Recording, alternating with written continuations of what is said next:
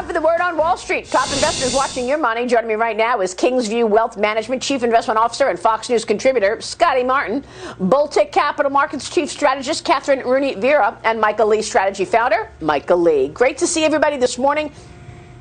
Yeah, I mean, markets are treading carefully here, Kathryn. We've gotten news just over the last week of this beginning of selling some assets on the Fed's balance sheet. Now, they say that's not tapering, but they've already announced that they're going to start selling some assets that they accumulated on the balance sheet during the 2020 pandemic. And then you've got the infrastructure spending package, the federal part of this. President Biden is set to meet with West Virginia Senator Shelley Moore Capito later today. He's got this last-ditch effort to strike a bipartisan deal on this massive spending bill. What's priced into the market? How do you see all of this playing out, whether it's the spending bill that he's trying to jam through reconciliation, which is not happening because of the Democrat lack of support, or the Federal Reserve beginning this campaign, sort of tiptoeing into the tapering? Yeah, well, thank goodness. Hallelujah that they've started to even talk about tapering. Remember, Maria, and the audience, it's important to remember that the corporate bond position is very, very small.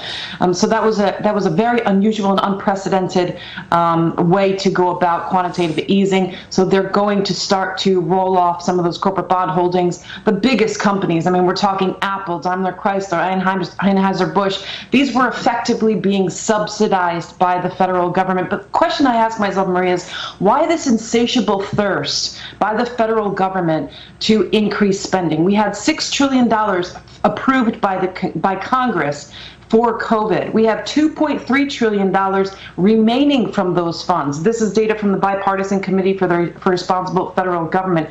So why not use some of those funds instead of talking about increasing taxes? Not even if they can get infrastructure done. We don't have the raw materials or the human or the manpower to do so. If the federal government were to slowly or maybe very quickly get rid of the emergency measures that are no longer needed because we're out of the emergency effectively, then maybe we'll have a chance at getting those construction workers to build those roads and bridges.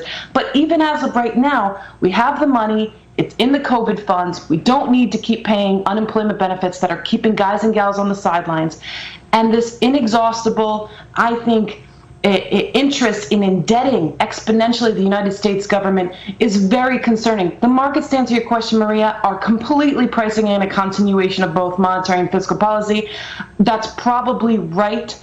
But once we do get that big surge in inflation, interest rates are going to have to go higher, and the party is over. So I think that investors have to be concerned. I've talked about inflation for some time now, and they have to protect their portfolios with inflation-protected instruments. Well, I think you make a great point, Kathryn. You're right. I mean, it's more of an ideology. This administration wants to have a green economy, and that requires an incredible amount of spending and a change of the structural foundation of this economy. It's going to mean incredibly higher fees and regulatory costs for businesses as well. And the economy is growing. I mean, we've got expectations of up to 9% growth for the GDP in 2021 without all of this spending. So just leave it alone. And what you mentioned about debt, you heard what Jason Smith, the ranking member in the Budget House Committee, told me yesterday. In the 10th year of President Biden's budget, we're going to spend more on interest on the debt than we spend all on our defense.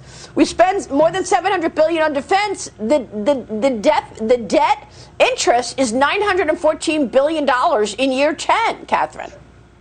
That's right. And look, even Social Security, we know that that's a black box and that's a Ponzi scheme, really, effectively. Interest payments very soon and even before then, Maria, are going to exceed the amount that we owe for Social Security. So it's very concerning. It's completely unsustainable. And there's only a certain period of time for which you can grow debt exponentially more than you're actually growing the nominal GDP of the U.S. economy. Sure.